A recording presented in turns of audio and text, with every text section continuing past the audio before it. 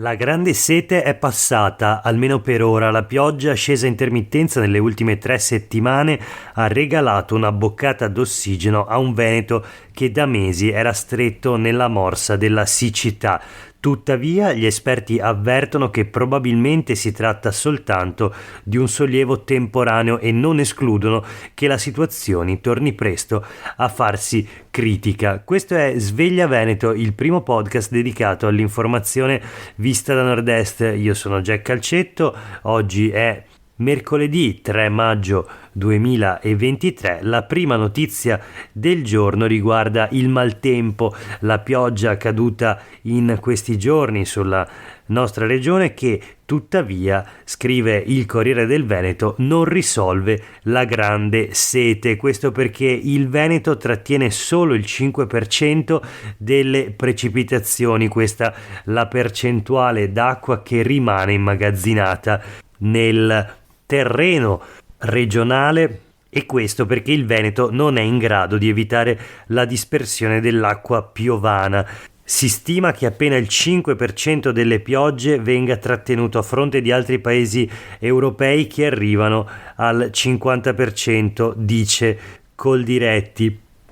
La notizia in un articolo di Andrea Priante sulle pagine appunto del Corriere del Veneto. Risalgono i livelli del Po, dell'Adige, del Brenta e del Piave. I problemi provocati dalla siccità però restano. 30 mm di pioggia sono caduti sul Veneto nelle ultime 48 ore ed è ricomparsa anche la neve sulle Alpi, che finora ha superato per quantità quella caduta nel 2022.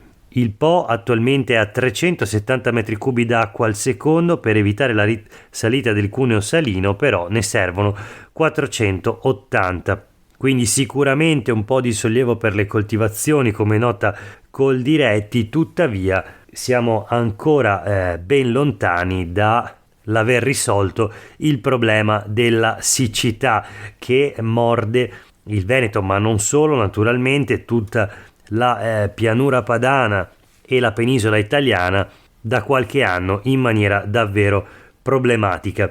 Proseguiamo la rassegna stampa di oggi con un'altra notizia dalle pagine dei quotidiani del gruppo GEDI. Oggi la giornata mondiale per la libertà di stampa.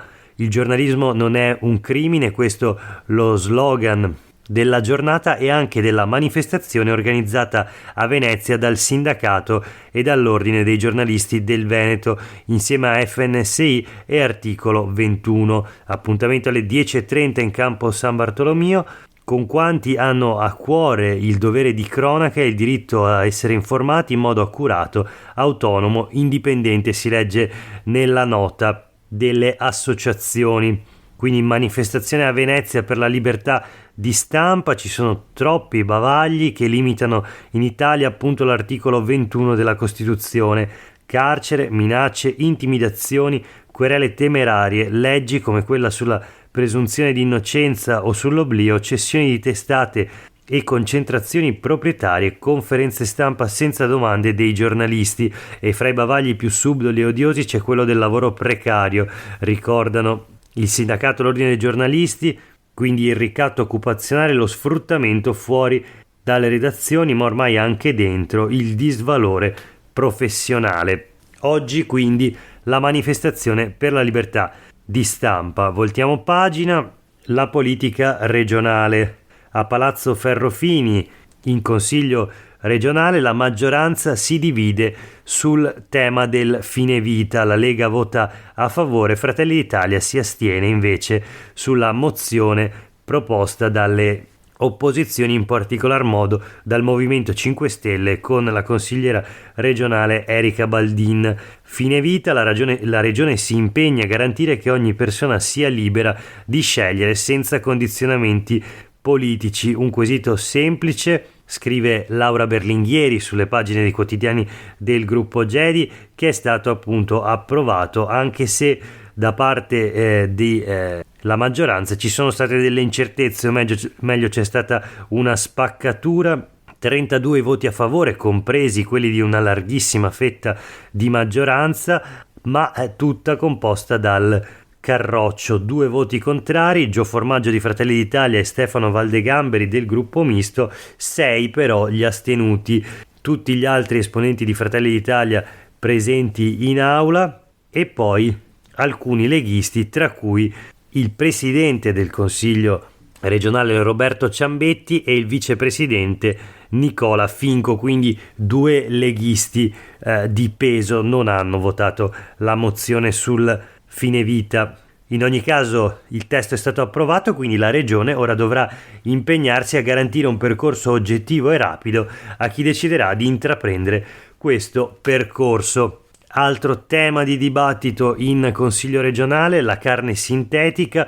Leggiamo sul Gazzettino che il Veneto vota contro questo che viene definito un surrogato. Il centro-sinistra qui invece si divide, quindi se sul fine vita era la destra a spaccarsi, sulla carne sintetica è stato l'opposizione di centrosinistra. Il Consiglio regionale ha approvato le mozioni di Lega e Fratelli d'Italia, difendiamo le nostre ditte, dicono i partiti della destra, ok dal Partito Democratico al testo di Villanova, quindi della Lega, astensione invece sul testo di Fratelli d'Italia. C'è tuttavia chi dissente appunto all'interno delle fila della minoranza.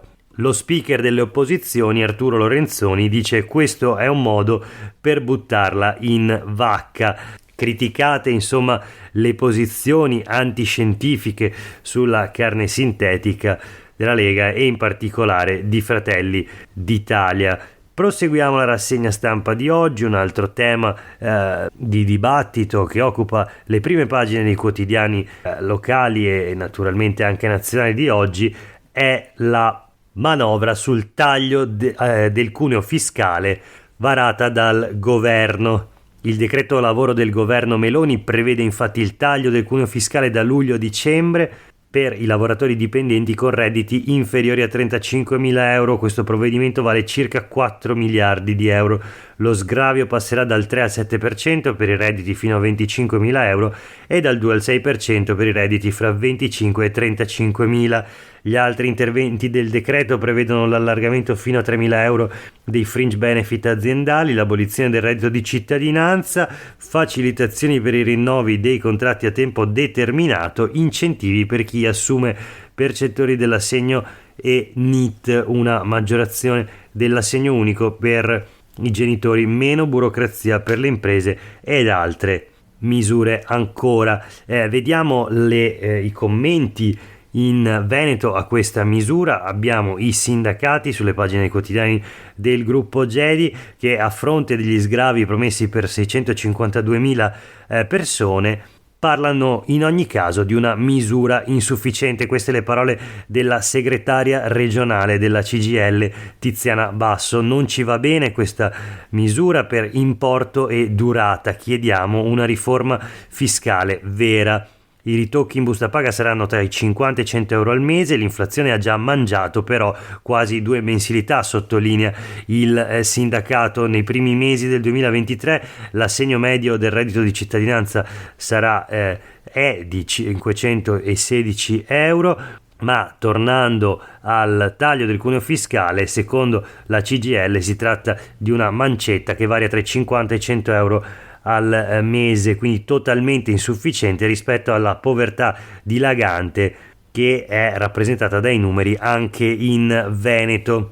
Questa misura era una nostra richiesta, ma non ci va bene né per importo né per durata, dice ancora la CGIL. Chiediamo una riforma fiscale vera e leggiamo anche la reazione delle categorie, che è assolutamente tiepida, come notano i quotidiani del gruppo Gedi. Le associazioni di categoria in Veneto, Primis Confesercenti, dicono: auspichiamo la detassazione dei futuri aumenti, e il titolo è molto chiaro: basta provvedimenti spot, strategia e programmazione sono la chiave per il futuro. Sulle pagine del Corriere del Veneto l'intervista di Silvia Madiotto a Enrico Carraro, presidente degli industriali veneti.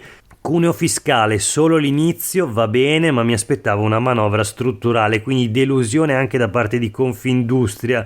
Un sì al governo ma con riserva. Dice Carraro, ridurre il cuneo fiscale non è un regalo, siamo ancora tanto lontani dai nostri competitor europei, ma è un buon primo passo. Un imprenditore che trova un lavoratore competente lo prende subito e lo assume a tempo indeterminato. Questo il commento sulle nuove norme che facilitano invece l'assunzione a tempo determinato, quindi i contratti a termine. E poi sul futuro sui giovani, la politica deve capire i temi dell'impresa per invertire la fuga dei cervelli, va reso attrattivo l'intero sistema. Questa è la posizione di Enrico Carraro, presidente di Confindustria Veneto. Le ultime due notizie flash: mascherine negli ospedali, il Veneto vara la proroga, saranno obbligatorie fino a fine mese. Per Roma l'utilizzo va mantenuto soltanto nei luoghi che ospitano i pazienti fragili, ma la regione più prudente viene posticipato quindi l'onere in tutti gli ambienti dei luoghi di cura. E infine sulle pagine del Gazzettino di oggi il sondaggio dell'Osservatorio Nord-Est di Demos. Oggi si tratta di lavoro, 6 su 10 stanno bene al lavoro. La maggioranza dei lavoratori e delle lavoratrici si sente molto o abbastanza apprezzato nel proprio ruolo. Le donne sono più critiche rispetto all'impiego e al peso della famiglia. Quindi 61% di lavoratori soddisfatti e valorizzati nel ruolo lavorativo che ricoprono, 39% invece poco o per nulla soddisfatti. Per oggi è davvero tutto, grazie per aver ascoltato questa puntata di Sveglia Veneto. A tutte e tutti voi una buona giornata.